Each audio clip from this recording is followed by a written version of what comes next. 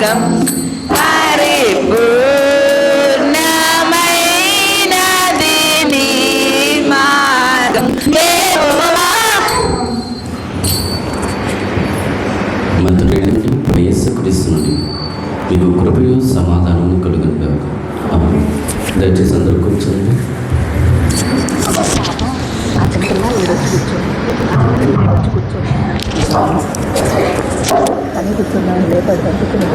క్రీస్తునందు ప్రియులారా, రక్షకుని నామములో మీ అందరికీ వందనాలు తెలియజేస్తూ ఉంటున్నాను. లెండిలోని 3వ ఆదివారంలో ప్రవేశించి ఉన్నాం. గడిచిన వారం పాత నిబంధన పాఠాన్ని జ్ఞాపకం చేసుకుంటే అసలు పోయి పాఠమంతటి సారాంశం ఆయన వైపు చూచి రక్షణ పొందాలి. ఆయన వైపు చూడకపోతే, ఆయనను ఆశ్రయించకపోతే రక్షణ లేదు. భూదిగంత నివాసులారా నా వైపు చూచి రక్షణ పొందండి అనేటువంటి మాటను, రక్షణ కావాలి అంటే ప్రార్థించాలి అంటే విశ్వాసం ఉండాలి. ప్రభువు నామం బట్టి ప్రార్థించబడో వాడు రక్షించబడు. మనము విశ్వాసులుగా ఉంటే ప్రార్థించాలి. విశ్వాసి ప్రార్థన చేస్తే రోగి యొక్క రోగం తగ్గుతుంది. అతడు పాపం చేసిన వాడైతే పాప క్షమాపణ పొందుతాడు అని ఇవన్నీ గడిచిన వారు నేర్చుకున్నాం. ఈ అంశాల ద్వారా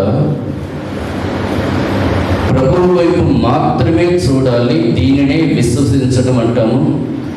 ఆయన వైపు చూచేటువంటి వారు ఆయన యందలి విశ్వాసంతో అడగాలి. విశ్వాసం లేకపోతే అది జరగదు.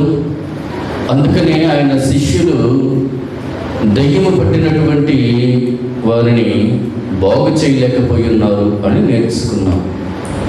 కాబట్టి మనము ప్రార్థించే వారముగా ఉండాలి, విశ్వసించే వారముగా ఉండాలి. విశ్వాసం అనేటువంటిది ప్రాముఖ్యమైనటువంటిది. ప్రార్థిస్తే రక్షణ. ప్రియమైనటువంటి వారులారా, సర్వశక్తిమంతుడైనటువంటి దేవుడు కృప కలిగిన వాడు, ఆయన ప్రేమమయుడు. ఆయన అంటున్నటువంటి మాట, అడుగుడి మీకు ఇయ్యబడును. మీరు అడగండి ఇస్తాను, వెతకండి దొరుకుతుంది, తట్టుండి తీయబడుతుంది. నా దగ్గరకు వచ్చి అడగండి, నా దగ్గరకు వచ్చి వెతకండి, నన్ను వెతకండి అని అంటున్నాడు. కాబట్టి దేవదేవుడిని అడగవలసిన వారముగా ఉంటున్నాము. అడగాలి అంటే విశ్వాసం ఉండాలి అని పోయిన వారం నేర్చుకున్నాం. భక్తులను శోధనల నుండి తప్పించుటకు ఆయన సమర్థుడై ఉంటున్నాడు. ఈ లోక జీవన విధానంలో అనేకమైన శోధనలు మనల్ని ముంచేటువంటివిగా ఉంటున్నవి. అనేక మంది మనల్ని ఇబ్బందులకు గురి చేసేటువంటి వారుగా ఉంటారు. ఇప్పుడు మనం చక్కని కీర్తన పడుకున్నాం, యెహోవా నా బలం అనేటువంటి కీర్తన. ఈ కీర్తనలో కూడా మనం జ్ఞాపకం చేసుకుంటే, నా శత్రువులు నన్ను చుట్టినను నరకపు పాశములు, ఈ మాటలు చూస్తూ ఉంటాం. అలాగనే మరణపు తురులు మన మీదకి మరణపు అలలు వస్తూ ఉంటున్నవి. వరదలే భక్తిహీనులు పొదిలిపోతూ ఉంటున్నారు. మనకు నరకపు పాశములు అనేటువంటివి కలుగుతున్నాయి. ఏ ఒక్కరి జీవితం, ఎవరి జీవితాన్ని నేను పరిశీలిస్తే వారి కుటుంబంలో ఎంతమంది ఉన్నారో అంతమంది క్షేమంగా సంతోషంగా ఉన్నారు అనుకోవడానికి ఏదో ఒక సమస్య, ఏదో ఒక ఇబ్బంది ఉంటూనే ఉంటుంది. వ్యవసాయం చేస్తున్నారు, సరైన కాపు లేదు, ఇంకా రాలేదు, ఒక ఆందోళన వస్తుందా రాలా. ఇప్పటికే మా తోటి వారికి మంచి కాపు వచ్చింది, మాకు ఇంకా రాలేదు, ఒక ఆందోళన ఉంటుంది. కాబట్టి బిడ్డల విషయంలో, చేస్తున్న ఉద్యోగ వ్యాపారాల విషయాల్లో, మన దేహం విషయంలో, ఆరోగ్య విషయంలో, ప్రతి దానిలోనూ సమస్యలు అనేటువంటివి ఎదురవుతూ ఉంటాయి. శోధనలు అనేటువంటివి కలుగుతూ ఉంటాయి. వాటి నుంచి విడిపించబడాలి, వాటి నుంచి తప్పించబడాలి. ప్రతి ఒక్కరూ ఆశీర్వదించబడాలి అని, ఫలించాలి అని, అభివృద్ధి పొందాలని దేవుడు మానవులను ఆశీర్వదిస్తున్నాడు ప్రారంభం నుంచి. మనము సంతోషించడం వలన తండ్రి సంతోషిస్తాడు. ఆయన సంతోషించాలి మన ఫలాలను చూచి. కాబట్టి మన జీవితాలు సంతోషంగా ఉంటున్నాయా లేదా? నీ జీవితంలో ఈ ఉదయకాల సమయంలో పరీక్షలు అందడానికి వచ్చావు. ఈ సమయంలో చాలామంది నిద్రలేచి సిద్ధపడుతూ ఉంటారు, చాలామంది వంట చేసుకుంటూ ఉంటారు, తింటూ ఉంటారు. మనమైతే సర్వోన్నతుడైన దేవుని ఆరాధించడానికి ఇక్కడికి వచ్చి ఉన్నాం. ఇక్కడికి వచ్చినటువంటి నీ జీవితాన్ని ఆయనకు అప్పగించండి. పోయిన వారు వింటున్నారు, నా కాడి సులువు, నా కాడిని మోయండి, మీ భారం నా మీద వేయండి అని. కాబట్టి మనం ఆయన మీద భారం వేసి ఆయన యొక్కకు వచ్చి ప్రభువా అని మొరపెట్టేటువంటి స్థితిలో, ఆయనను బ్రతిమలాడుకోగలిగిన స్థితిలో మనం ఉండవలసిన వారముగా ఉంటున్నాము. అందుకని ఈ రోజున పాత నిబంధన పాటలు ఈ మాటలో చూస్తూ ఉంటాము. 2వ సమూయేలు గ్రంథము 22వ అధ్యాయము 1వ వచనం నుంచి, యెహోవా తనను సౌలు చేతుల నుండి తన శత్రువులందరి చేతుల నుండి తప్పించిన దినమున దావీదు ఈ గీత వాక్యములను చెప్పి యెహోవాను స్తోత్రించెను. దేవుణ్ణి స్తోత్రిస్తున్నాడు. ఎవరో? దావీదు. ఎందుకు స్తోత్రిస్తున్నాడు? తనను నిర్దాక్షిణ్యంగా అకారణంగా చంపాలి అని ప్రయత్నిస్తున్న తన సొంత మామ సౌలు రాజు. సౌలు రాజుకు ఎప్పుడు దురాత్మ వస్తే అప్పుడు ఈటి తీసుకొని దావీదును చంపటానికి ప్రయత్నిస్తూ ఉండేవాడు. తరుముతూ ఎడార్ల వెంట, అరణ్యాల వెంట తరుముకుంటూ వెళ్ళేటువంటి వాడు. ప్రాణ భయంతో దావీదు శక్తిమంతుడైనప్పటికీ, దావీదు సౌలును జయించగలనన్న నమ్మకం ఉన్నప్పటికీ, దేవుని చేత అభిషేకించబడ్డాడు అనే ఒకే ఒక్క కారణంతో సౌలును తిట్టలేదు. నీకు తెలియటం లేదు, నన్ను చంపుతున్నావు కానీ ఏమీ తిట్టలేదు. కానీ అక్కడి నుంచి తప్పించుకుంటూ వెళ్తున్నాడు. ఎందుకంటే దేవుని చేత అభిషేకించబడిన వాడు సౌలు. తప్పించుకుంటూ వెళ్తున్నాడు, ప్రాణాలు అరచేతులు పట్టుకుని వెళ్తూ ఉన్నాడు. ఆ క్రమంలో కొంతమంది శత్రువులు వెంటబడుతుంటున్నారు. పిచ్చివాడిలాగా నోట నుండి ఉమ్ము కార్చుకుంటూ, మతి స్థిమితం లేని వాడిలాగా నటిస్తూ, ఇలాంటి జీవితాన్ని కొంతకాలం దావీదు జీవించవలసి వచ్చింది. దావీదు దేవుని చేత ఏర్పరచబడినవాడు, దేవుని చేత అభిషేకం పొందినవాడు, దేవునికి ఇష్టడు, దేవుని ఇష్టానుసారంగా నడుచుకునేవాడని అపొస్తలుల కార్యాలు 13లో కూడా రాయబడి ఉంటుంది. అలాంటి దావీదు ఒక మానవుని చేతిలో, దేవునికి వ్యతిరేకంగా ఉంటున్నటువంటి వారి చేతిలో శ్రమలను, శోధనను అనుభవించే పరిస్థితి వస్తుంది. మనం విశ్వాసులమే, మనం యథార్థంగా ఉండి ఉంటాం. ఈ సమస్యలు అనేటువంటివి మనల్ని వెంటాడుతున్న సమస్యలు, ఆర్థిక సమస్యలు, కుటుంబ సమస్యలు, ఫలింపు లేదు, అభివృద్ధి లేదు, ఆశ కూడా లేనటువంటి స్థితిలో ఉండే పరిస్థితి.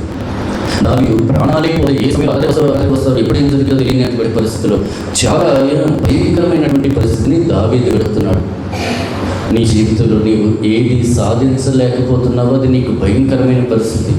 నీ జీవితంలో ఏది నీకు కష్టమవుదో అది నీకు భయంకరమైనటువంటి పరిస్థితి. ఆ పరిస్థితి ఉన్నటువంటి వారు మీరు జ్ఞాపకం చేసుకోండి, ప్రభువును ప్రార్థించండి. పోయిన వారు నేర్చుకున్నాం, విశ్వసించిన వాడు ప్రార్థించాలి. ప్రభువు నామను బట్టి ప్రార్థించబడ్డాడు, వాడు రక్షించబడతాడు. మనము ప్రార్థించాలి, ప్రార్థించాలి, ప్రార్థించాలి. ప్రార్థనలో పట్టుదల కలిగి ఉండాలి. ప్రార్థన 142వ సంకీర్తనలో మనం చదువుతూ ఉంటాం, నేను ఎలుగెత్తి యెహోవాకు మొరలెడతాను, ఆయన నాకు చెవి యొగ్గు వరకు నేను ఆయనకు ప్రార్థిస్తూ ఉంటాను. ప్రియమైన బిడ్డలారా, ఆయన చెవిటివాడు కాడు, ఆయన వినేవాడు. ఆయన హృదయ రహస్యం వేడుకొనక మునిపే మనకు ఉత్తరం ఇవ్వగలిగినవాడు. మరి ఆయన చెవి యొగ్గు వరకు నేను ఎలుగెత్తి యెహోవాకు మొరలెడతానని 142వ సంకీర్తనలో ఎందుకు రాయబడుతుంది? ప్రియమైన బిడ్డలారా, దేవుడు నీ పట్ల కరుణ చేసుకొని నిన్ను కరుణించే వరకు నీవు ఎడతెగక ప్రార్థించాలి. యేసు ప్రభు తన శిష్యులను కొంతమందిని క్రిందించి రూపాంతరం పొందడానికి కొండెత్తి వెళ్ళాడు. క్రీస్తుకు దూరమైనటువంటి శిష్యులు, కాకి దూరమైన గొర్రెల వంటి వారు శోధనలో చుట్టుకుంటూ ఉంటాయి. కాబట్టి వారు ప్రార్థించేవారుగా ఉండాలి. ఉపవాసం ద్వారా, ప్రార్థన ద్వారా తప్ప నేను దేని వలన సాధ్యము కాదు అని శిష్యులకు ఆయన చెప్తున్న మాట పోయిన వారు జ్ఞాపకం చేసుకున్న. ప్రార్థించే వారికి మాత్రమే సాధ్యం. శిష్యులు ప్రార్థించలేదా? ప్రార్థించారు, కానీ వారు దయ్యము పట్టిన వారిని బాగు చేయలేకపోయారు. ఆయన చెవి యొగ్గు వరకు మనము ప్రార్థించుట యందు విసుకక ఉండాలి. వారు విసుకక ఉండాలి అని, విసుకక ప్రార్థన చెయ్యాలి అని యేసు వారితో ఈ ఉపమానము చెప్పిన ఒక విధవరాలు, వేద విధవరాలు ఉండెను. ఆమె తనకు న్యాయము తీర్చమని న్యాయాధిపతి దగ్గర ప్రతి దినము అడుగుతూ ఉన్నది, విసిగిస్తూ ఉన్నది. విసిగించటం లేదు కానీ, అయ్యా నాకు న్యాయం చేయి, చూద్దాంలే వెళ్ళమ్మా, అయ్యా నాకు న్యాయం చేయి. రోజు ఇదే పని, ఎప్పుడు కనిపిస్తే అప్పుడు అదే పని. నిద్ర లేకముందే తలుపు కొట్టేది, తింటున్నప్పుడు తలుపు తట్టేది, కనిపించినప్పుడు దారిలో కనిపించినప్పుడు తలుపు తట్టేది. ఎప్పుడు పెడుతుంటే అప్పుడు న్యాయం చేయ, ఏంటమ్మని గోళ, అయ్యా నాకు ఈ సమస్య ఉంది, న్యాయం చేయి, న్యాయం చేయి, న్యాయం చేయి. అతడు అన్యాయస్తుడైనప్పటికీ ఎలా అయినా సరే ఆమె నుంచి ఆ చిరాకు లేదంటే ఆ విధానం నుంచి విడుదల పొందాలి, ఆ బాధ వదిలించుకోవాలని అయినా సరే న్యాయం చేయాలి. మన దేవుడు అంతకంటే గొప్ప కదా, ఆయన న్యాయవంతుడు కదా, ఆయన తప్పనిసరిగా తను అడుగువారందరికీ అనుగ్రహించగలిగినటువంటి వాడు. కాబట్టి అడగండి, అడగండి, అడగండి.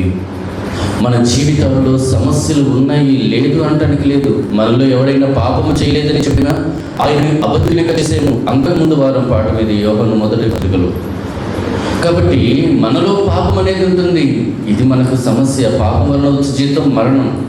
మరణపు అలలు నన్ను ఆవరిస్తున్నాయని భక్తుడు రాస్తున్నాడు. మనందరినీ ఈ శాపము, ఈ మరణము వేదన చుట్టుకుని ఉన్నది. ఇది రెండవ మరణానికి సంబంధించింది, ఇది నిత్య నరకానికి సంబంధించినటువంటిది. మనకు ఇంతకు ముందే తీర్పు తీర్చబడి ఉన్నదని, ఆ తీర్పు యొక్క సారాంశము ఎవడైతే మార్పు లేదో, మారు మనసు పొందలేదో వాడు నిత్య నరకంలోనికి వెళ్ళబోతున్నాడని తీర్పు తీర్చబడుతుంది. కాబట్టి అది తప్పించబడులాగన, అది తొలగించబడులాగన ప్రార్థించండి, అడగండి, అడగండి అని అడుగుతున్నాడు.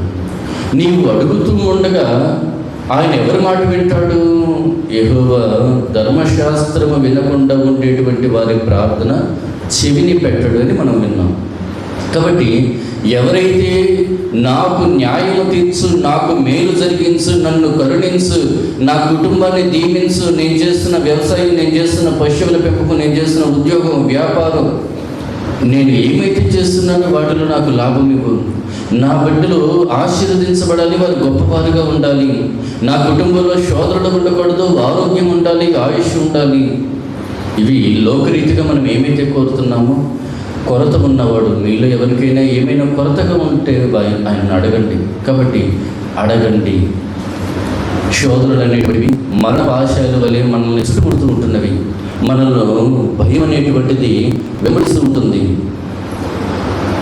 22వ అధ్యాయము, సమూయేలు 2వ గ్రంథము 22వ అధ్యాయంలో కూడా ఈ మాటలు చూస్తున్నాం. 5వ వచనం, మృత్యువు యొక్క అలలు నన్ను చుట్టుకొనగను, వరద పొర్లు వలె భక్తిహీనులు నా మీదికి వచ్చి నన్ను బెదిరింపగను, పారాణ పశువులను అరికట్టగను, మరణములు నన్ను ఆవరింపను. ప్రియమైన దేవుళ్ళరా, ఆయన జీవితంలో తన కుటుంబంలో ఆయన ఎదుర్కొంటున్నటువంటి సమస్యలు ఎలా ఉన్నాయో చూడండి. మృత్యువు అలలు అంటున్నాడు. మృత్యువు అలలు ఏ క్షణాన లాక్కి వెళ్ళిపోతాయో, ఏ క్షణాన మరణం వస్తుందో తెలియదు. వరద పొరులు వలె భక్తిహీనులు నా మీదకి వస్తున్నారు. వరద పొరులు ఎలా వస్తుందో తెలుసా? మీరు ఎక్కువగా జార్ఖండ్ మొదలైనటువంటి ఉత్తరాది రాష్ట్రాల్లో చూడండి, వరదలు వచ్చినప్పుడు అకస్మాత్తుగా వరద వస్తుంది. ఆ వరద వచ్చినప్పుడు అప్పటి వరకు అక్కడ ఉన్నటువంటి వారు తప్పించుకునే అవకాశం లేకుండా కొట్టుకుపోతూ ఉంటారు. ఊహించినటువంటి వరదలు, ఎక్కడో వర్షం పడుతుంది, ఇక్కడ బాగానే ఉంది, ఎక్కడో వర్షం పడుతుంది. వీరు నెమ్మదిగా ఉండగా వర్షం నీరంతా వరద వలె, ఉప్పిన వలె క్షణాలలో వస్తూ ఉంటుంది. వారు ఏరు దాటే లోపల మునిగిపోతూ ఉంటారు. ఇక్కడ వర్షం పడుతుంటే జాగ్రత్త పడేవారేమో, వర్షం ఎక్కడ లేదు, ఎక్కడో పడింది, ఇక్కడ ముంచి వేస్తుంది. కాబట్టి భక్తిహీనులు వరద పొర్లు వలె వస్తున్నారనేటువంటి మాట, మనం మంచిగా ఉన్నామని మనం అనుకుంటూ ఉంటాం. మన ఇంటి వారే, మన ప్రియులే, మన తోటి వారే, మన పొరుగు వారే, మన శత్రువులే మనల్ని నిందించేవారుగా, మనల్ని అవమానపరిచేవారుగా, మనల్ని ఇబ్బందికి గురి చేసేవారుగా, మనల్ని పాడు చేసేవారుగా ఉంటూ ఉంటారు. కొంతమంది జీవితాలలో ఇవి తీరని బాధలుగా ఉంటూ ఉంటాయి. ఒకరికి చెప్పలేరు, మింగలేరు. ఆస్తుల దగ్గర గొడవలు వస్తూ ఉంటాయి, హద్దుల దగ్గర గొడవలు వస్తుంటాయి. ఇరుగు పొరుగుళ్ళు మధ్యలో హద్దు గొడవ. ఇటు ఎందుకు వచ్చారు, అటు ఎందుకు వచ్చారు, ఇది నాది, నీ ఇంట్లోది నా ఇంట్లోకి వచ్చింది. ఇల్లు మారలేదు, సొంత ఇల్లు కదా, వదులుకోలేము. వాళ్ళది సొంత ఇల్లు, వదులుకోరు. ఈ పోరు రోజు ఉంటూనే ఉంటుంది. కుటుంబాలలో లేదా సమాజంలో అన్ని విషయాల్లో సమస్యలు అనేవి మరణ పాశాల వలె ఈ భక్తిహీనులు వరద పొడులు వచ్చినట్లుగా వస్తూ ఉంటూ ఉంటాయి. నీ జీవితంలో ఏమైనా సమస్య ఉన్నదా? నీ జీవితంలో ఏదన్నా అభివృద్ధి లోపించి ఉన్నదా? నీవేదన్నా కావాలని అడుగుతున్నావా? ఎంతో కాలం నుంచి అడుగుతున్నా అది పొందలేకపోతున్నావా? ప్రియమైన బిడ్డలారా, ఆశ కలిగి ఉండండి. నరుడు ఆశ కలిగి యెహోవాను గ్రహించు కృప కొరకు ఓపికతో కనిపెట్టడం మంచిది. ఓపికతో కనిపెట్టుకోవడానికి ప్రయత్నించండి. నీకు ఎంతకాలం ఏది లేదో, నీవు ఎంతకాలం దేనికోసం ఆశపడుతున్నావో దాని విషయంలో గివప్ అవ్వద్దు. దాన్ని ఇక అవ్వదులే అని నిరాశ చెందవద్దు. అబ్రహాము, శారా ఆ దంపతులు నిండు వృద్ధాప్యము ఇక లోకరీతిగా మానవుడు అనగా గర్భవతి అవ్వలేనటువంటి పరిస్థితి వచ్చినప్పటికీ వారు విశ్వాసం కలిగి ఉన్నారు. విశ్వాసం వలన శారా కుమారుని కలిగి ఉన్నదని హెబ్రీ 11లో మనం చూస్తూ ఉంటాం. కాబట్టి ఈ దంపతులు ఇరువురు విశ్వాసాన్ని కలిగి ఉన్నారు. అలాంటి విశ్వాసాన్ని మనము కలిగి ఉండాలి. దేవుని అడగండి, ఆయన చెవి యొగ్గే వరకు ఎలుగెత్తి యెహోవాకు మొరపెట్టండి. ఎలుగెత్తి మొరపెట్టండి. ప్రార్థించినప్పుడు ఇతరులు చూడవలనని ప్రార్థించకూడదు. కానీ పరమందు ఆసీనుడై ఉన్న ప్రభువునకు నీ హృదయము తెలియబడులాగున ప్రార్థించాలి. ఆ ప్రార్థన వేద విధవరాలు న్యాయాధిపతిని ఎంతగా సతాయిస్తూ అడుగుతూ ఉందో న్యాయం చేయమని, అలాగున గోజాడి అడిగి అడిగి అడిగి ప్రార్థించండి. సమయమందు అసమయమందు ప్రకటించండి. మెలకుగా ఉండి ప్రార్థించండి. నిత్యము ప్రార్థించండి. ప్రార్థనే రక్షణ. కాబట్టి ఎలాంటి పరిస్థితి అయినా, ఇదిగో పిల్లలు మాట్లాడట్లేదు, ఇదిగో భర్త ఇలా ఉంటున్నాడు, ఇదిగో పరిస్థితి ఇలా ఉంటుంది, ఏదైనా కూడా ఎదిగో గోడలు బద్దలు కొట్టబడినట్లుగా మీరు ప్రార్థిస్తూ ఉంటే సమస్తము మారిపోతుంది. సమస్తము ఆశ్చర్యకరంగా మారిపోతూ ఉంటుంది. ఎలా జరిగిందో తెలియదు. ఏలియా ప్రార్థించాడు. మన వంటి మనుష్యుడే ఏలియా ప్రార్థించాడు. ఆకాశం మూయబడి ఉన్నది. సంవత్సరాల తరబడి వర్షం లేదు. వర్షం పడవలసిన ప్రాంతము, మేఘాలు ప్రతి సంవత్సరం ఋతుపవనాలు వస్తూ ఉంటాయి, వర్షం పడవాలి. కానీ ఒక్క మనుష్యుడి ప్రార్థన ప్రకృతిని మార్చేసింది. మేఘం ఆ దగ్గరికి రాకుండా, ఒకవేళ వచ్చినా అక్కడ వర్షించకుండా అతని ప్రార్థన మార్చివేసింది. జరగవలసిన దాన్ని జరగకుండా చేయగలిగింది ప్రార్థన. జరగలేని దానిని జరిగేటట్లు చేయగలిగింది ప్రార్థన. కాబట్టి ప్రార్థన శక్తిని జ్ఞాపకం చేసుకోండి. అలాగా విశ్వాసంతో ప్రార్థించండి. అడిగేటప్పుడు పొందే వరకు ప్రార్థించండి. ఆగవద్దు. ఈ పరిస్థితి ఇంతే అని అపనమ్మకం వద్దు. పోయిన వారం పాఠంలో దయ్యము పట్టిన వారి తండ్రితో యేసు ప్రభు మాట్లాడుతున్నాడు. దయ్యం పట్టిన వారి తండ్రి యేసు ప్రభుతో అంటున్నాడు, నీ శిష్యుల వలన కాలేదు, నీ వలన ఏమైతే నువ్వు చెయ్యి అన్నాడు. యేసుక్రీస్తు అంటున్న మాట, నేను చేయటం కాదు, నీకు నమ్మిక ఉంటే నీ నమ్మిక చొప్పున జరుగుతుంది. నమ్మువానికి సమస్తము సాధ్యము. కాబట్టి ప్రార్థించాలి అంటే ముందుగా విశ్వాసం ఉండాలి, నమ్మకం ఉండాలి. నేను అడుగుతున్నాను, నా ప్రభువు నా కోసం చేస్తాడు అనే నమ్మకం ఉంచండి. అడగండి, అవదు. అడగండి, అవలేదు. అడగండి, అవ్వలేదు. అడుగుతూనే ఉండండి. కాబట్టి ప్రియమైన దేవుని బిడ్డలారా, అడిగే విషయంలో లోపం లేకుండా అడగండి. ఎప్పుడు అడుగుతూనే ఉండండి. మెలకువగా ఉండి ప్రార్థన చేయండి. ఆ తండ్రి అంటున్నటువంటి మాట, అయ్యా నాకు నమ్మిక ఉంది, కానీ నా నమ్మకం తప్పిపోకుండా నీవు నాకు నమ్మిక కలిగించు. విశ్వాసం కత్తి దానిని కొనసాగించు వాడిన క్రీస్తు ఆయన పేరు. కాబట్టి మనము ప్రభువును మొదటిగా అడగాల్సిన, ప్రభువా నాకు నమ్మకం పుట్టించు. నమ్మితే నమ్మవానికి సమస్తము సాధ్యం అంటున్నావు, నాకు నమ్మకాన్ని పుట్టించు. అడుగుతున్నాను కానీ ఇది జరిగిద్దో లేదో అని అపనమ్మకం నాకు వద్దు. అడుగుతున్నాను కానీ ఇది అవ్వట్లేదు, ఇది అవ్వదులే అని అపనమ్మకం నాకు వద్దు. అడుగుతున్నా కూడా అవ్వట్లేదు కాబట్టి ఇక దీని గురించి అడగవద్దు అనేటువంటి అల్ప విశ్వాసం నాకు వద్దు. నేను అడుగుతున్నా, నీవు ఇవ్వగలవు, ఆ నమ్మకాన్ని నాకు అనుగ్రహించు. ఆ నమ్మకంతో నేను నిన్ను అడగగలిగిన ధైర్యాన్ని అనుగ్రహించు. ప్రార్థించండి. ప్రార్థిస్తే ఆయన నమ్మకాన్ని అనుగ్రహిస్తాడు. అంతకుముందు వారు మనం జ్ఞాపకం చేసుకున్న మాట, మీలో ఎవరికైనా జ్ఞానము కొదువుగా ఉన్నదా వాడు దేవుణ్ణి అడగవలెను, ఆయన గద్దెంపకుండా వానికి ధారాళముగా దాన్ని అనుగ్రహిస్తాడు. దేనిని అనుగ్రహిస్తాడు? జ్ఞానాన్ని. జ్ఞానానికి ఉన్న ఇంకొక పేరేంటి? యేసుక్రీస్తు. యేసుక్రీస్తు దేవుని శక్తియు దేవుని జ్ఞానమునై ఉన్నాడు. కాబట్టి ఎవరైతే దేవుని అడుగుతారో వారికి దేవుడు జ్ఞానము అనబడుతున్న యేసుక్రీస్తును అనుగ్రహిస్తాడు. ఈ యేసుక్రీస్తు చేసేది ఏమిటి? విశ్వాసమునకు కర్తయు దానిని కొనసాగించేవాడు ఈ యేసుక్రీస్తు. కాబట్టి నీవు ఎప్పుడైతే తండ్రిని జ్ఞానం అడిగావో ఆయన జ్ఞానమై ఉన్న క్రీస్తుని నీ కొరకు పంపిస్తాడు. ఆ క్రీస్తు వైపు నీవు చూస్తే, భూదిగంత నివాసులారా నా వైపు చూడండి, నా యొద్దకు కూడి రండి, నీకు రక్షణ కలుగుతుంది. ఆయన రక్షణ కలుగు చేస్తాడు. కాబట్టి ఈ జ్ఞానం నీకు కావాలి. ఎందుకు అంటే ఆ జ్ఞానం నీకు నమ్మిక కలిగిస్తుంది. నమ్మువానికి సమస్తము సాధ్యమే. ఈ కొండను సముద్రంలో పడమంటే పడుతుంది. అలాంటిది నమ్మకం. అంతటి నమ్మకం మనకు కావాలి అంటే ఆవగింజంత విశ్వాసం ఉంటేనే అలా జరుగుతుందంటే, దేవుడు మనల్ని ఆవగింజంత విశ్వాసం చాలు అని చెప్పటం లేదు. ఆవగింజంత విశ్వాసం చాలు అని చెప్పటం లేదు. ధారాళంగా ఆయన అనుగ్రహిస్తున్నాడంటే విస్తారముగా విశ్వాసాన్ని కలిగి ఉండాలి. విస్తారంగా విశ్వాసాన్ని కలిగి ఉండాలి. కాబట్టి ఈ విశ్వాసం మనకి కలుగులాగున ప్రభువా నాకు జ్ఞానం అనుగ్రహించు. ఆయన జ్ఞానాన్ని, అరుణోదయ దర్శనాన్ని నీ హృదయంలో వెలిగిస్తాడు. నీ హృదయంలో అపనమ్మకం కలుగకుండా ఆ దర్శనము విశ్వాసాన్ని కలుగు చేస్తుంది. ఆ విశ్వాసంతో నీవు ప్రార్థించాలి. ఆ ప్రార్థన నీకు రక్షణ కలుగు చేస్తుంది. ఇది ప్రాసెస్. కాబట్టి ప్రార్థించాలి.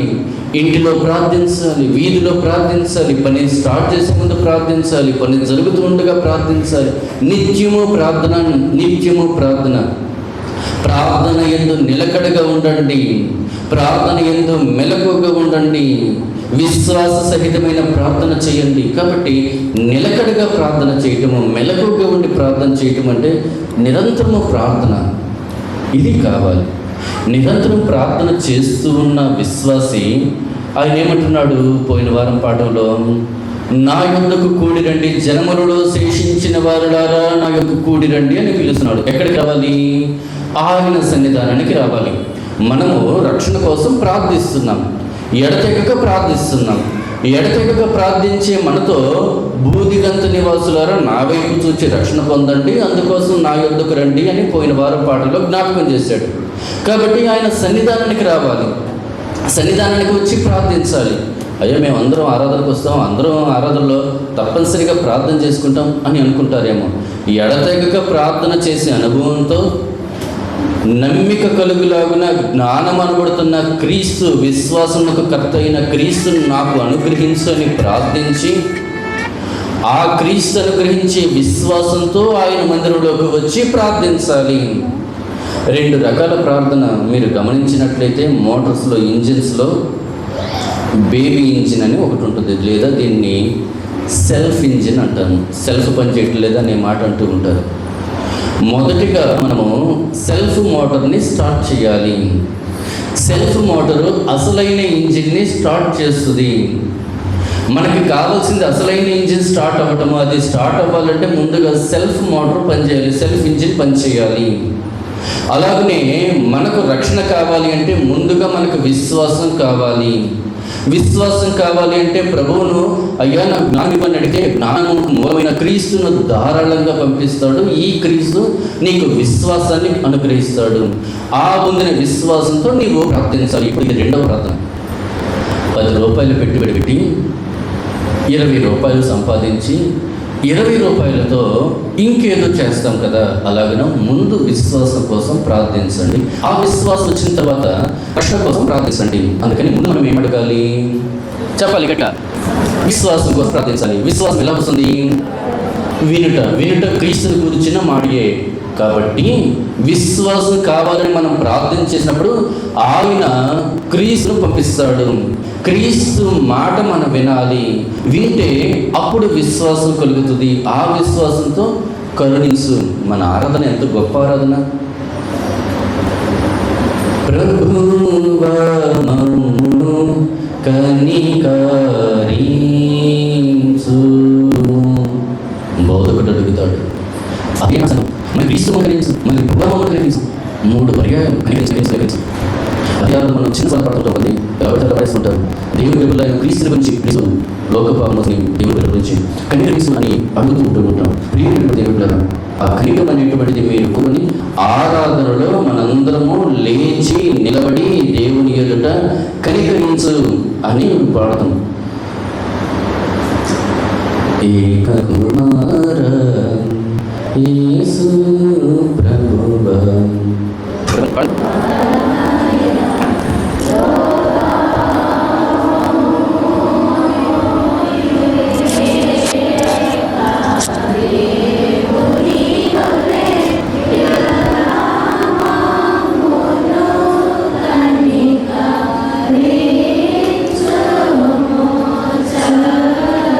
లోక పాపమును మోసుకునే దేవుని గొర్రెపిల్లవైన క్రీస్తు మమ్మల్ని కనికరించు చల్లగా. తరువాత కూడా మనం అంటున్నాం, లోక పాపమును మోసుకుపోవు యేసు రక్షక, వాసిగా జనకుని కుడి వైపున కూర్చుండే దేవా, మా ప్రార్థన ఆలకించి మమ్మల్ని కనికరించు. ఆలకించి కనికరించు. ప్రభువా మమ్మల్ని కనికరించు. క్రీస్తు మమ్మల్ని కనికరించు.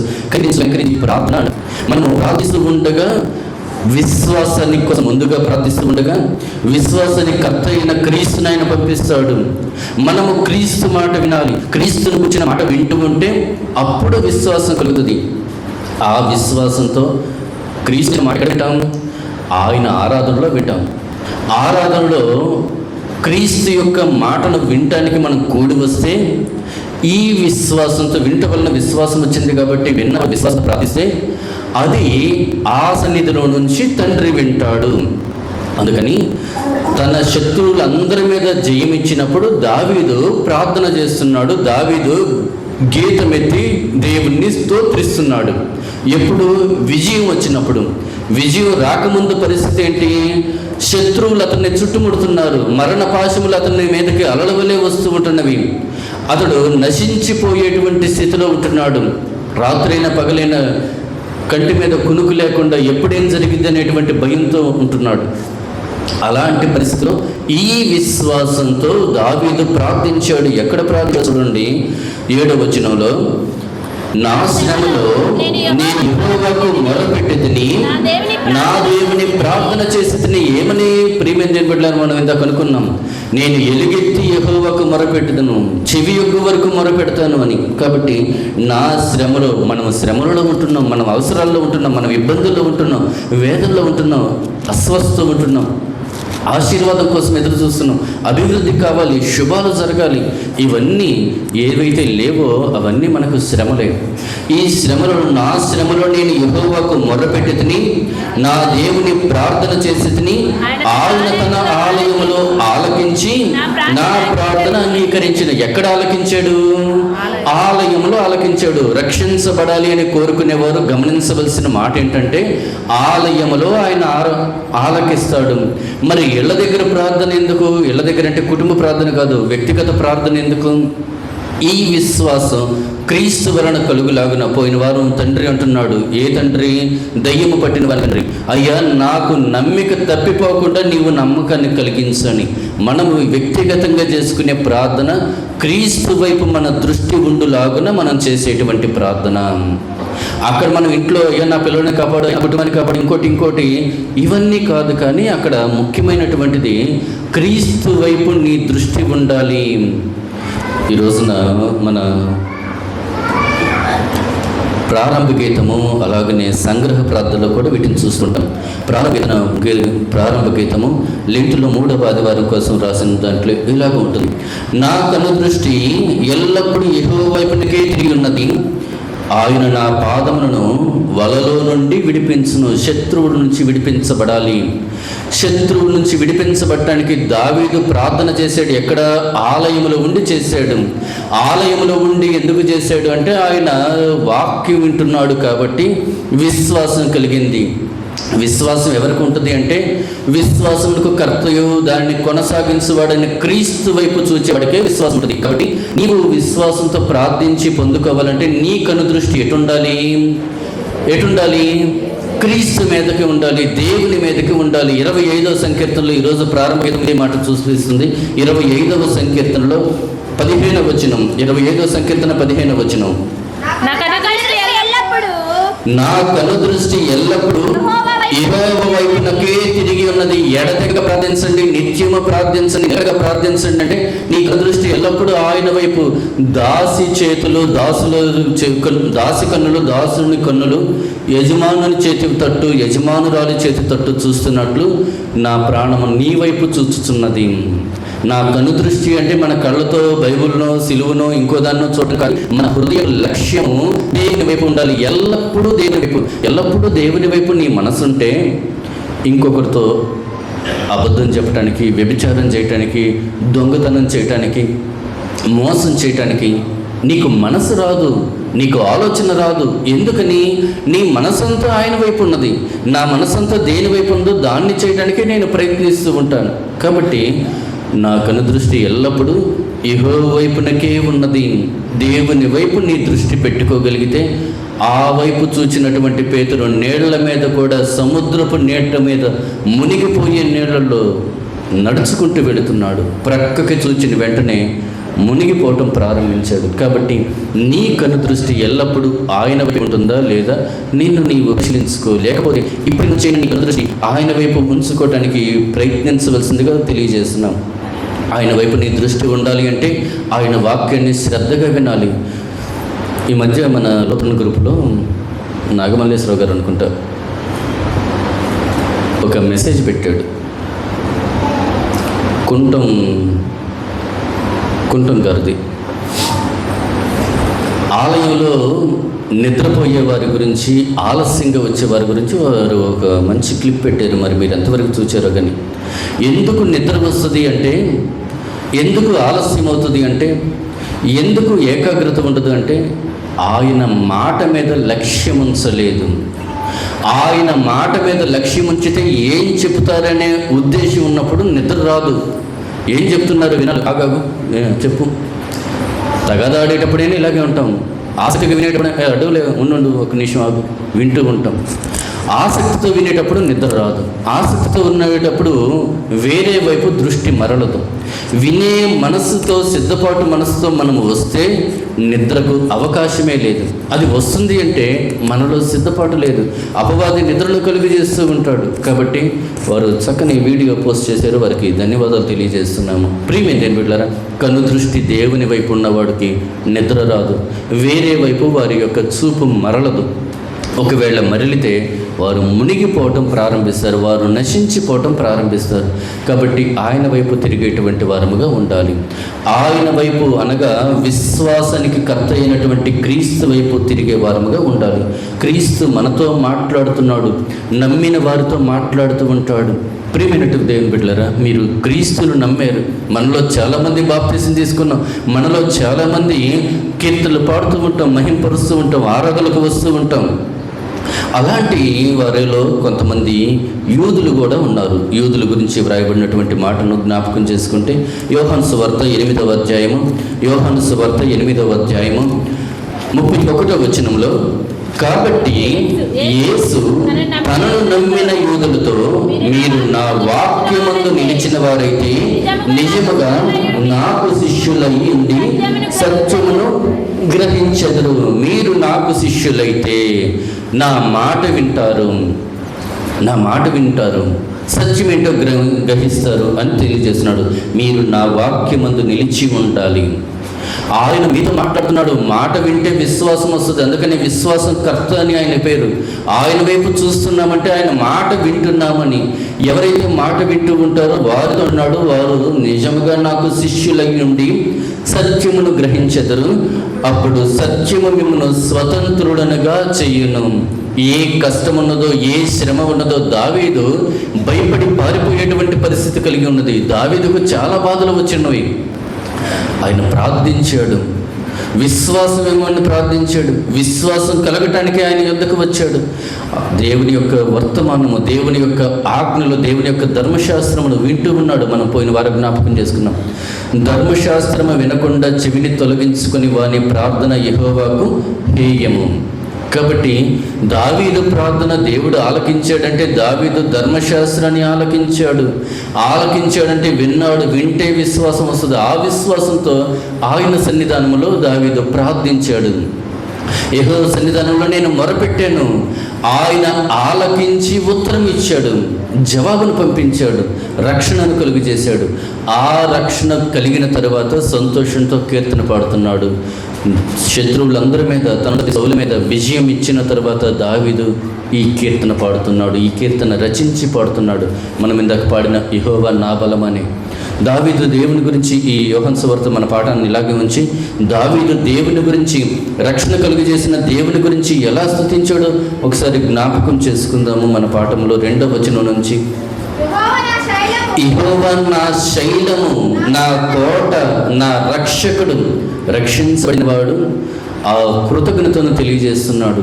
ఆయన అంటే ఎవరో తెలియని లోకానికి తెలియజేస్తున్నారు. ఇదిగో మీరు అనుకుంటున్నారేమో, అసలు ఆయన ఎవరనుకున్నారు? ఆయన నా కోట, నా శైలము, నా రక్షకుడు, నా దుర్గము, నేను ఆశ్రయించేటువంటి నా దుర్గము, నా కేడము, నా రక్షణ దుర్గము అని క్రీస్తుని గురించి చెప్తున్నాడు.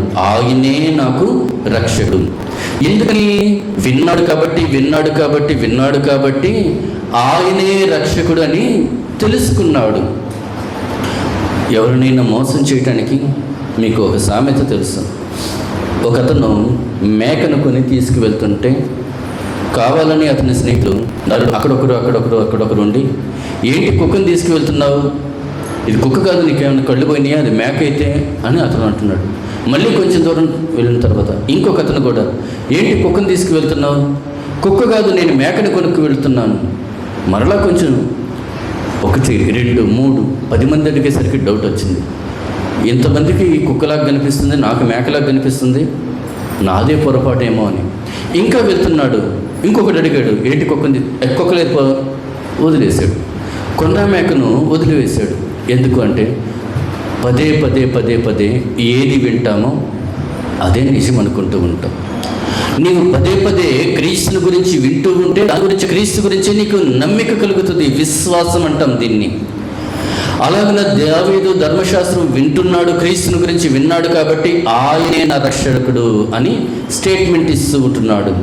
ఆయనే రక్షకుడు కాబట్టి రక్షకుడికి నేను మొరపెడుతున్నాను అని మొరపెట్టాడు. కీర్తనీయుడైన యెహోవాకు నేను మొరపెట్టేదని, నా శత్రువుల చేతుల నుండి ఆయన నన్ను రక్షించెను. ఆయన కీర్తనీయుడు. విన్నవాడు ఏం చేస్తాడంటే కీర్తిస్తాడు. మనం పదే చెప్పుకుంటున్నాం, స్తుతి చేయుట యథార్థవంతులకు శోభస్కరము. మనము కీర్తించే వారముగా ఉండాలి. ప్రార్థన కంటే కూడా స్తుతి అనేది ఇంకా గొప్పదిగా ఉంటుంది. కీర్తనీయుడైన యెహోవాకు మొరపెట్టినంటే, నేను పాట పాడను, నాకు పాట రాదు, కనీసం చప్పట్లు కూడా కొట్టను, నాకు ఓపిక లేదు, నాకు నచ్చిన సమయానికి వస్తాను, ఇలాంటి ఉంటే ఆయన కీర్తనీయుడు, పూజనీయుడు అని నీవు నమ్మనట్లే.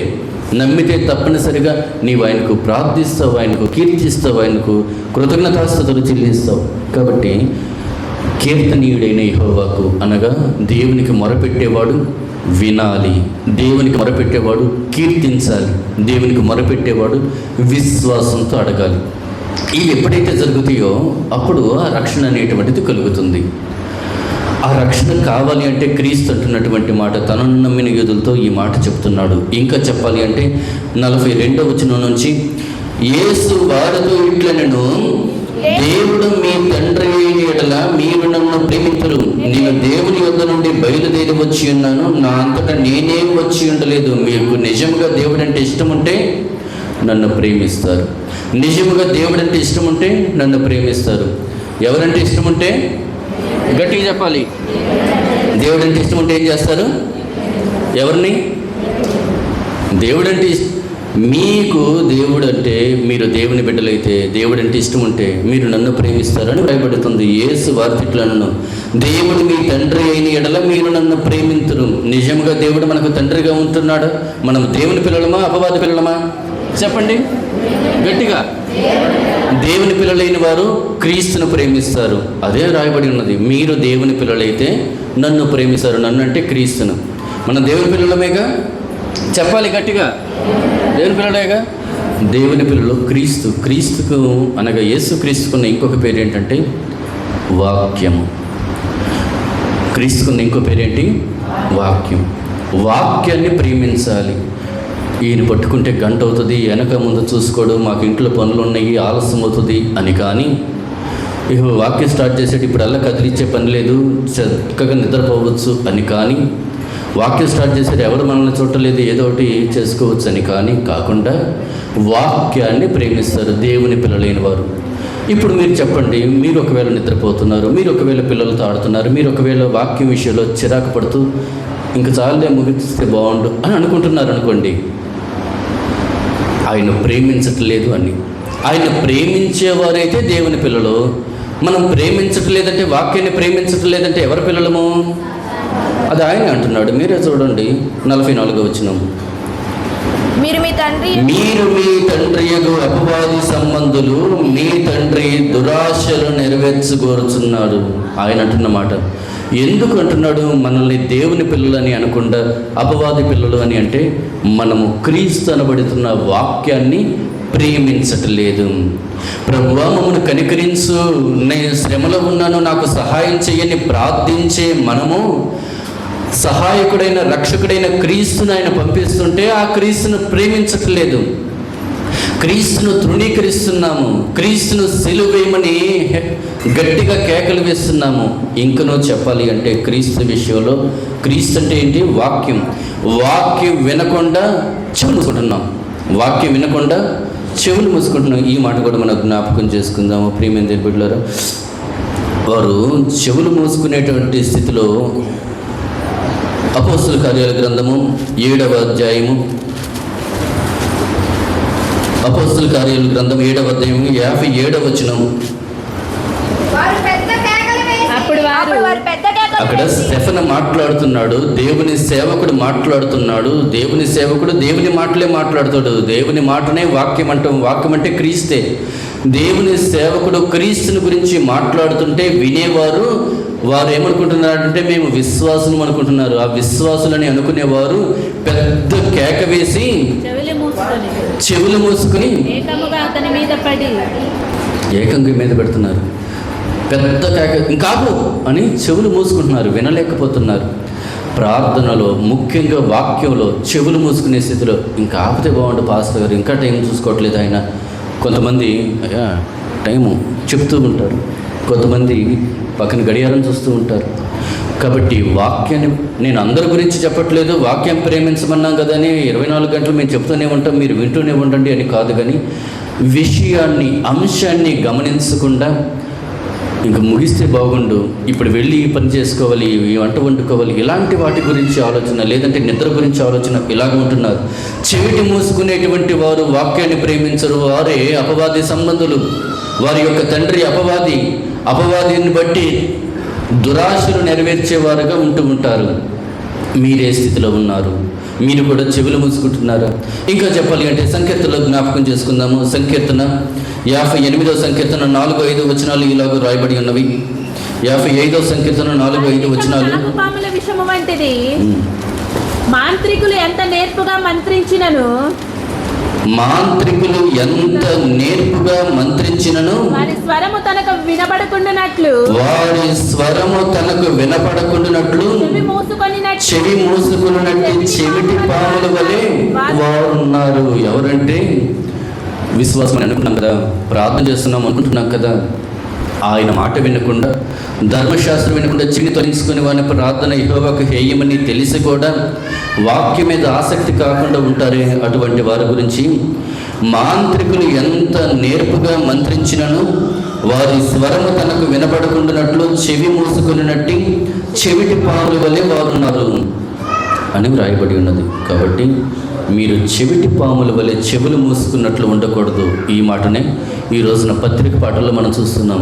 చెవి గలవాడు ఆత్మ సంఘములతో చెప్పుచున్న మాట వింటాడు. ఆత్మ ద్వారా దేవుడు మాట్లాడుతున్నాడు, సంఘం మాట్లాడుతున్నాడు. ఇక చెవిటి పాములు ఎవరైతే ఉన్నారో వారు వారి వాక్యము ఎంత నేర్పుగా మంత్రించినను వారు వినరు. ఎంత గట్టిగా చెప్పని, ఎంత ఉన్నతమైన విషయాలు చెప్పని, ఎలా అయినా చెప్పని, అరిసి చెప్పని, మెల్లగా చెప్పని, ఎట్లా చెప్పినా వినరు. విన్నామనుకుంటూ ఉంటారు, వినరు.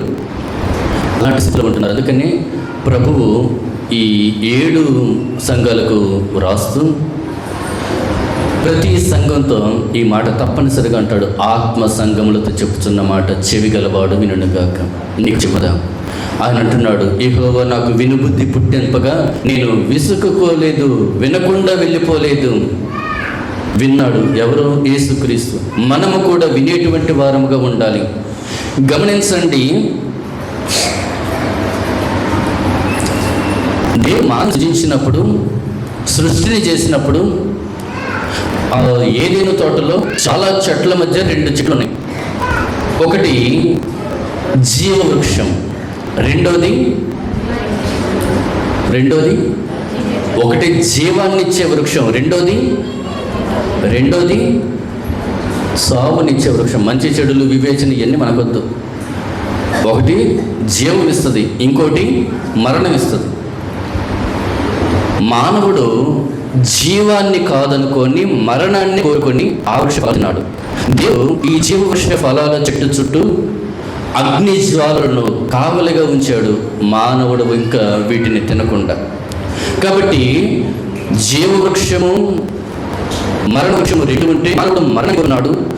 దేవుడు ఈ జీవము మరలా మానవుడికి రాకుండా చుట్టూ కంచె వేశాడు, అగ్ని కంచె, అగ్ని జ్వాలను ఏర్పరిచాడు. ఇప్పుడు ఈ మానవుడి పరిస్థితి ఏంటి? మరణ వృక్షాన్ని ఫలాలు తిన్నవాడు ఏమని మరణించాలి. ఇది 2వ మరణం. అగ్ని ఆరదో, పురుగు చావదో, ఎన్నడూ కని విని ఎరుగినటువంటి యాతనను అనుభవించాలి. ఇక జీవితాంతం అంతమనేది లేకుండా అనుభవిస్తూనే ఉండాలి. అది కాకుండా అప్పుడప్పుడు పరిగెత్తుకుంటూ అయ్యా నాకు జీవవృక్ష ఫలం కావాలి అని మానవుడు ప్రయత్నిస్తుంటే ఆయన దాన్ని అడ్డువేశాడు.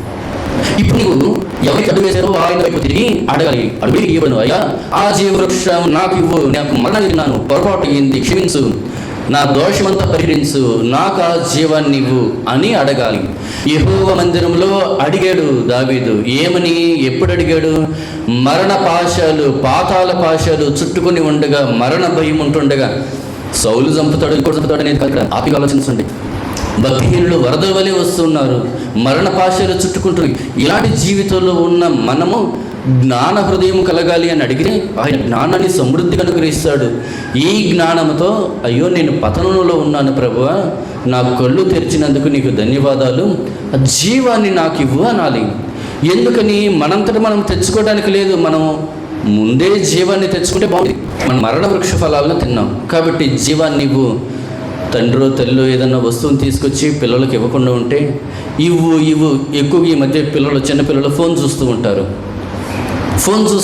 వారికి మాటలు రాకపోయినా మనకు పని ఉందని ఫోన్ తీసుకుంటే ఫోన్ ఇచ్చేదాకా వాళ్ళు కింద పడి కొట్టుకులాడి ఏడుస్తూ ఉంటారు. విసుక్కున్నా కూడా ఏడుస్తూ ఉంటారు ఇచ్చేదాకా. అలాగనే తండ్రి ఈ ఫలాలు దాచిపెట్టాడు. కాబట్టి ఇప్పుడు మనము అయ్యో నేను నాశనమైపోతున్నాను, నన్ను క్షమించు, నాకు ఆ జీవుడు కావాలి, ఆ ఫలం కావాలి, బ్రతిమలాడాలి. ఆయన సన్నిధిలోకి వచ్చి బ్రతిమలాడాలి. ఆయన సన్నిధిలో చేసిన ప్రార్థన దేవుడు ఆలకించి ఆ శత్రువులు, ఆ మరణాన్ని తొలగించడానికి ఈ జీవవృక్ష ఫలాన్ని ఆయన నీకిస్తున్నాడు. ఈ జీవవృక్ష ఫలము ఎక్కడున్నది? ఆయన దగ్గర ఉన్నది. దానిని ఇక్కడికి తీసుకొస్తున్నాడు. ఇదే పరలోకం నుండి దిగివచ్చు జీవాహారం. ఇప్పుడు జీవవృక్ష ఫలం ఏంటి? యేసుక్రీస్తు. జీవాహారం యేసుక్రీస్తు కదా. జీవవృక్ష ఫలం ఏంటి? యేసుక్రీస్తు. ఈ యేసుక్రీస్తును నాకు ఈ ప్రభువా అని మనం అడిగినందుకు ఆయన ఇలా వాక్యాన్ని ఇస్తున్నాడు. వాక్యమే క్రీస్తు కాబట్టి మనమేమో అయ్యా మేము ఇంకెనలేము, అసలు ఈ పాస్టర్ గారు వదలట్లేదు అన్నట్టుగా చెవులు మూసుకునే చెవిటి పాముల వలె నేను అసలు ఏది వినను, నాకొద్దు, మొన్న ఈ మధ్య ఒక ఆయన్ని బాప్తిసం తీసుకోమని అడిగితే అయ్యో నాకు వద్దులే అన్నాడు. కాబట్టి బాప్తిసం గురించి నేను మాట్లాడట్లేదు, కానీ అది నమ్మి తీసుకోవాలి. వాక్యం వింటాను మనం వద్దు అనుకుంటున్నాం, ఆ రోజున వద్దనుకుని మరణ వృక్షాన్నే మనం కోరుకున్నాం. ఇప్పుడు ప్రార్థించాము కదని ఆయన జీవవృక్ష ఫలమైనటువంటి క్రీస్తును మన కోసం ఆత్మ ద్వారా పంపిస్తూ ఉంటే, ఆత్మ రూపంలో క్రీస్తు వస్తుంటే చెవి గలవాడు వింటాడు. చెవులు మూసుకున్నట్లుగా చెవిటి పాముల వలె మనం ఉంటున్నాం. కాబట్టి ఈ ఫలం మనకు రావటం లేదు. అందుకనే మీరు దేవుని పిల్లలవుతే దేవుని రాజ్యంలో ఉంటారు, అపవాది పిల్లలైతే అపవాది రాజ్యంలో ఉంటారు. అపవాది రాజ్యం ఏంటి? నరకం. దేవుని రాజ్యం ఏంటి? పరలోకం. మీరు ఎవరి పిల్లలు? గట్టి చెప్పాలి, దేవుని పిల్లలు. ఇప్పుడు దేవుని పిల్లలు అంటే నిత్య రాజ్యంలో ఉండాలి, అంటే జీవవృక్షాన్ని తిన్నవారుగా మీరు ఉండాలి. జీవవృక్ష ఫలం నీకు అందించడానికి క్రీస్తు వస్తుంటే నీవు ఈ ఫలము అనబడుతున్న వాక్యం వినకుండా చెవి మూసుకున్నావు. చెవి మూసుకుంటే ఇది ఎంత నేర్పుగా మంత్రించినా వినకుండా గట్టిగా చెవులు మూసుకున్నట్లుగా అలా ఉంటే అది మనకు కలుగుతుంది. విశ్వాసం ద్వారా ప్రార్థన ద్వారా రక్షణ. ఆ విశ్వాసమే మనకొద్దని మనం చెవులు మూసుకుంటున్నాం. అందుకని ఇది మనకు దొరకట్లేదు. చక్కగా ఆరాధనకు వస్తాం, చక్కగా పండుగలు చేసుకుంటాం, చక్కగా ప్రార్థిస్తాం, వాక్యం చదువుతాం, ఏవేవో చేస్తూ ఉంటాం. పిల్లలకి క్రైస్తవ పేర్లు పెడుతూ ఉంటాం, పిల్లల్ని దేవుని మార్గంలో సండే స్కూల్కి పంపిస్తూ ఉంటాం. అన్నీ బాగానే ఉన్నాయి, కానీ అసలైనది లేదు. ఈ మాటలు ప్రకటన గ్రంథంలో ఒకసారి జ్ఞాపకం చేసుకుందాం. 2వ అధ్యాయము. ఎఫెసులో ఉన్న సంఘపు దూతకు ఇలాగు రాయము. ఎఫెసులో ఉన్న మొదటి సంఘంగా, ఇది ఈ 7 సంఘాల్లో మొదటి సంఘంగా ఇక్కడ రాయబడి ఉన్నది. ఆ దూతకు ఇలాగు రాయము. 7 నక్షత్రములు తన కుడి చేత పట్టుకుని 7 దీప స్తంభముల మధ్య సంచరించేవాడు చెప్పు సంగతులు ఏమనగా, నీ క్రియలు, నీ కసము, నీ సహనమును నేను ఎరుగుదును. నీవు దుష్టులను సహింపలేవు. నీవు అపోస్తులు కాక తాము అపోస్తులు చెప్పిన వారిని బట్టి వారు అడుగులని నీవు అటువంటి నీవు సహనము కలిగి నా నామం నిమిత్తము భారం భరించి అల్లరి నేను ఎరుగుదును. ఈ మాటల ఉద్దేశం ఏంటంటే, దుష్టులైన వారిని నీ దగ్గర కొని ఉంటారు. నువ్వు బూతులు మాట నాతో వద్దు, నువ్వు నాతో వద్దు. వాళ్ళు మంచిదే, వాళ్ళు భక్తున్నది మంచిదే, దేవునికి తగినది లేదు. ఆ లేకపోవటనే ఈరోజు ఆయన ప్రత్యేకంగా చూపిస్తున్నాడు. ఆరాధన నువ్వు వస్తున్నావు కదా, నువ్వు చెడును సహించవు కదా. నీ ఇంట్లోనో నీ వీధిలోనో ఎవరైనా అనకూడనివి అంటుంటే, చేయకూడనివి చేస్తుంటే నీవు ఓర్చుకోలేవు కదా. అయితే నీ గురించి ఈ పాఠం రాయబడి ఉన్నది. ఎఫెసులో సంఘపు దూతకు ఇలాగూ రాయమని నీ గురించి చెప్పబడి ఉన్నది. నీవు సహనము కలిగి ఉన్నావు, చాలా ఓర్చుకుంటున్నావు, దుష్టులను సహింపలేవు, చెడుని అస్సలు యాక్సెప్ట్ చేయవు, చెడు అనేది నీకు నచ్చదు. అపోస్తులు కాకయే తాము అపోస్తులమని చెప్పుకునేటువంటి వారిని అబద్ధికులని నీవు కనుగొన్నావు. ఎవరు దేవుని వారు, ఎవరు దేవుని ప్రజలు కాదో నీవు కనుగొన్నావు. దేవుని ప్రజలు ఎవరు, దేవుని ప్రజలు ఎవరు కాదు. ఈ మాట ఇక్కడనే మనం ఇంకొక మాట జ్ఞాపకం చేస్తుంటే 6వ వచనంలో, నీకులాయితుల క్రియలను నీవు ద్వేషించుచున్నావు అని వ్రాయబడి ఉన్నది. నీకులాయితులు ఎవరు అంటే, దేవుని పేరు దేవుని మార్గం నుంచి ప్రక్కకు తీసుకెళ్లేవారు, దేవుని విధానమే, దేవుని ఆచారమే, దేవుని భక్తే అన్నట్లుగా ఉంటూ చెడగొట్టేటువంటి వారు. ఈ మధ్య యూట్యూబ్లో ఇలాంటి వాళ్ళని మీరు చాలామందిని చూస్తూ ఉంటారు. భక్తి అనేటువంటి పేరుతో అక్రమమైనటువంటి స్థితిలోకి తీసుకువెళ్ళటం. బిలాము చేసిన పాపాన్ని చేసేవారిని ఈ నికోలాయితులు అంటారు. బిలాం ఏం చేశాడు? ఒక మాట ఎక్సైడ్ అవుతున్నా కూడా కొంచెం టైం అవుతున్నా చెప్తున్నా. బిలాం ఏం చేశాడు అంటే, ఇశ్రాయేలీయులను గెలవాలి అని శత్రు దేశపు రాజు బిలాము అనేటువంటి ప్రవక్తను పిలిపించి, నీవు ఇశ్రాయేలును శపించు అన్నాడు. అయ్యా, నీవు ఎంత బంగారం ఇచ్చినా నేను దేవుడి మాటనే చెప్తాను అన్నాడు, మాట వరుసకి. కానీ స్వలాభాన్ని ఆశించే వెళ్ళాడు. దేవుడు గద్దించాడు, అతని గాడిదకు కళ్ళు తెరవ చేశాడు, ఎదురుగా దూత నిలబడి ఉంది. ఇవన్నీ మనకు తెలిసినటువంటి సంగతిని. అయితే 3 సార్లు బాలాకు అనే రాజు, అనగా శత్రురాజు బిలాము అనేటువంటి ప్రవక్తను పిలిపించి, ఈసారి నీవు ఇశ్రాయేలుని శపించు, నీవు శపిస్తే వారు శపించబడతారు, మా చేతిలో ఓడిపోతారు అని చెప్తూ ఉన్నాడు. సరే అని వచ్చాడు, శపించాలి అనుకున్నాడు, కానీ ఆశీర్వదించాడు. ఇదేంటి నువ్వు ఆశీర్వదిస్తావు, లాభం లేదు అని మరలా శపించమని మరలా పిలుచుకెళ్తున్నాడు. 3 సార్లు జరిగింది. ఈ ప్రవక్తకు శపించాలనే ఉద్దేశం ఉన్న దేవుడు ఈయన నోట ఇశ్రాయేలుని ఆశీర్వదింపజేశాడు. ఈ విషయం ఇక లాభం లేదని ఈయన ఏం చేశాడు అంటే, అన్యులతో వ్యభిచారం చేసేటట్లు ఇశ్రాయేలుని చెడగొట్టు, దేవుని కోపం వారి మీదకి వస్తుంది అని ఆ రాజుకి పురమాయించాడు, మోయాబీయులకు పురమాయించాడు. ఇది రహస్యంగా జరిగినటువంటిది. ముమ్మారు దీవించాడు.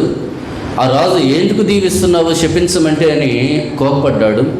అయ్యా, నేను శపించాలనుకున్నా కూడా దేవుడు నా నోరు మూపిస్తున్నాడు, పోనీ ఒక పని చేయి, వాళ్ళ మీద ఇశ్రాయేల్ మీద దేవుని కోపం వచ్చేటట్లు చెయ్యి అని సలహా ఇచ్చి వెళ్ళాడు. ఆ సలహా చొప్పున మోయాబు స్త్రీలు ఇశ్రాయేలు పురుషులను తమ వంచనతో ఆకర్షించుకొని వారితో వ్యభిచారం చేశారు. అప్పుడు తెగులు వచ్చి దాదాపు 24,000 మంది ఇశ్రాయేలు చచ్చిపోయారు. ఇది సంఖ్యాకాండం 25వ అధ్యాయము అంతట్లో ఈ ఉంటుంది. ఎందుకు చచ్చిపోయారు? ఆయనేం శపించనీయట్లేదు, ఈయనేం శపించమంటున్నాడు. అందుకని ఆ బాలాకు, ఆ బిలాము ఈ చెడు ఉపాయాన్ని రాజుకు చెప్పి వెళ్ళిపోయాడు. ఆ ప్రకారం చేయటం వలన ఇశ్రాయేలులో 1000 మంది చచ్చిపోయారు. అలాగనే నికోలాయితులు అనేటువంటి వారు భక్తి పరులు అనేటువంటి ముసుగులో భక్తికి వ్యతిరేకమైనటువంటి విగ్రహారాధన చేయకూడదు, వీరు విగ్రహారాధన చేస్తారు, అక్రమంగా నడుచుకోకూడదు, వీరు అక్రమంగా నడిపిస్తూ ఉంటారు, అలాంటి దాన్ని ప్రోత్సహిస్తూ ఉంటారు. సంఘాలలో ప్రార్థన అనేటువంటి పేరుతో చాలామంది చాలా చోట్ల మీటింగ్లు అనే పేరు, ఆల్ నైట్ ప్రేయర్స్ అనే పేర్లతో వ్యభిచారాలు చేసేటువంటి వారు, లేదా అక్రమమైనటువంటి సంబంధాలు కలిగి ఉండేటువంటి వారు, లేదా పూజించకూడని విధానంలో దేవుణ్ణి పూజించేటువంటి వారు, ఇలాంటి వారు అందరూ ఉంటూ ఉంటారు. ఇవన్నీ నికోలాయితుల క్రియలు. వారు ఒక ప్రత్యేక గుంపుగా తయారయ్యి దేవుని మాటలు చేస్తూ ఉంటారు. అలాంటి వారు ఎవరో నీవు గమనించి వారిని వేస్తున్నావు. నీ ఉద్యోగం మంచిది, అపోజ్ కానీ వారిని యాక్సెప్ట్ చేయవు, మంచిది, అన్ని మంచి లక్షణాలు నీలో ఉన్నాయి, అన్ని మంచివన్నీ. మరి అయిన నీలో ముందు నీ మీద ఒక తప్పు మోపాలి. ఏమని? మొదట నీకుండిన ప్రేమను నీవు విడిచితివి. మీరు దేవుని పిల్లలైతే, చెప్పండి, దేవుని పిల్లలైతే అంత బాగా వింటారు. 10 సార్లు చెప్పించి మీతో దేవుని పిల్లల అపవాది వల్ల దేవుని పిల్లలైతే అని చెప్పి వచ్చారు. ఏమని? దేవుని పిల్లలైతే అది క్రీస్తును ప్రేమిస్తారు. దేవుని పిల్లలైతే క్రీస్తుని ప్రేమిస్తారు. మీరు పాటలు మొదటి 8వ అధ్యాయం, 8వ అధ్యాయం 2వ వచనం. ఈరోజు సువార్త పాటలు మొదటి వచనం చూడండి. యేసు వార్త ఎట్లన్నా, మీరు మీ తండ్రి, దేవుడు మీ తండ్రి అయిన ఎడల మీరు నన్ను ప్రేమింతురు. ఇప్పుడు నేరం ఏంటి? సంఘం మీద నీవు చక్కగా ఆరాధనకు వస్తున్నావు, పండుగలు చేసుకుంటున్నావు, నీ పిల్లల్ని దేవుళ్ళు పంపిస్తున్నావు, బాప్తిసాలు తీసుకుంటున్నావు, సంస్కారం తీసుకున్నావు, అన్నీ ఉన్నాయి, ఏం లేదు. అయినను నీ మీద నేరం ఒకటి మోపవలసి ఉన్నది. ఏమిటి అంటే, నీవు మొదటి నీ ప్రేమను విడిచిపోయి, మొదటి ఉన్నటువంటి ప్రేమ విడిచిపోయి, ఏ స్థితిలో ఉన్నావో ఆ స్థితిలో నుంచి ఎక్కడి నుంచి వచ్చేవో అది మర్చిపోతేవు. కాబట్టి మారు మనసు పొందు అని తెలియజేస్తున్నాడు. 4వ వచనంలో, 22వ అధ్యాయం 4వ వచనంలో, అయినను ప్రకటన గ్రంథం 2:4, అయినను మొదట నీకున్న ప్రేమను నీవు వదిలితివి అని నేను నీ మీద తప్పు ఒకటి మోపవలసి ఉన్నది. మొదటి నుంచి ఉన్న ప్రేమ. ప్రారంభంలో బాప్తిసం తీసుకున్న సమయాల్లో దేవుడే లోకం అన్నట్లుగా ఉంటూ ఉంటాం. భస్మ బుధవారం వచ్చిన 2 రోజులు దేవుడే లోకం అన్నట్లుగా నిండుగా వస్తూ ఉంటాం. ఈ రోజున ఆరాధనలో ఉన్న మీలో ఎంతమంది రావట్లేదో తెలుసా? రాత్రిపూట ఎందుకు మీకే తెలుసు. ఎందుకు అంటే ఆ ప్రేమను విడిచిపెట్టారు, క్రీస్తుని విడిచిపెడుతున్నారు, క్రీస్తుని వదిలేసి మిగిలిన అన్నీ చేసుకుంటున్నారు. ఎన్ని ఉన్నా ప్రేమ లేని వాడనైతే వ్యర్థుడేనని కొరింథీ పత్రిక 13లో మనం చూస్తూ ఉంటాం. ఆ ప్రేమనే విడిచిపెడుతున్నాం. తోటి వారి పట్ల ప్రేమ లేదు, క్రీస్తు అనబడుతున్న వాక్యం పట్ల ప్రేమ లేదు.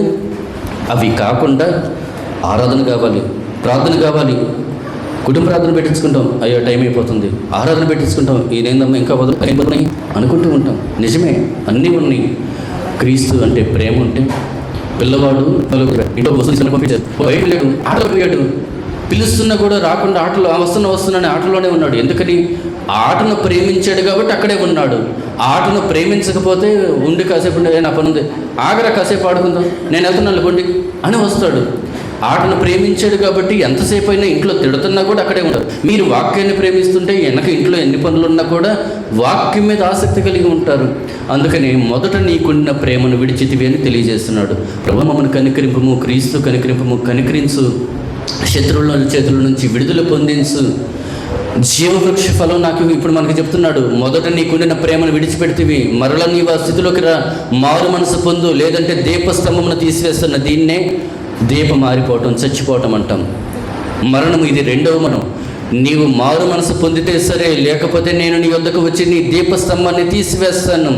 క్రీస్తుని ద్వేషించే వారిలో క్రీస్తు జీవం కావాలి, జీవం కావాలి అని మరణంలో నుంచి తప్పించని అడుగుతున్నారు, వస్తేనేమో నన్ను ద్వేషిస్తున్నారు అని అంటున్నాడు. కాబట్టి ఎప్పుడైతే నీవు క్రీస్తు అనబడుతున్న వాక్యాన్ని, క్రీస్తు అంటే మీరు చూసి మన చర్చిలో కూడా బొమ్మలు ఉన్నాయి, ఆ బొమ్మల్లో క్రీస్తు లేడు, మీరు పట్టుకునే బైబిల్లో క్రీస్తు లేడు, మీరు చేస్తున్న వీటిలో క్రీస్తు లేడు, పండుగల్లో క్రీస్తు లేడు, ఇంకొక దానిలో క్రీస్తు లేడు. ప్రకటించబడే వాక్యులు అబద్ధ బోధకుడు ఎవడో, నిజమైన బోధకుడు ఎవడో నీవు తెలుసుకోవాలి. ఈ రోజున ప్రకటన గ్రంథంలో తెలియజేశాడు. నిజమైన బోధ వినాలి, ఆ బోధలో ఉన్న క్రీస్తును గ్రహించాలి, ఈ క్రీస్తును నీవు ప్రేమించాలి. అప్పుడు జయించువానికి జీవవృక్ష ఫలమును భుజించనిస్తాను. ఇది ఆయన ఇస్తున్న వాగ్దానం. నీ శ్రమల నుంచి ప్రభువా కనికరించనగానే కనికరం ఎలా వస్తుంది? ఆయన కనికరించడానికి వాక్యం పంపిస్తున్నాడు. అందుకే మీరు చూడండి, మనం కుటుంబ ఆరాధనలో కూడా తండ్రి యొక్క అని చెప్పి ఈ మాటలందరూ చెప్పిస్తుంటాం. ఈ రావాలి అంటే నువ్వు అడిగేవు కాబట్టి క్రీస్తును దేవుడు వాక్య రూపంలో పంపిస్తాడు. ఆ వాక్యము నీకు జీవవృక్షాన్ని ఇస్తుంది. ఆ వాక్యమే జీవాహారం.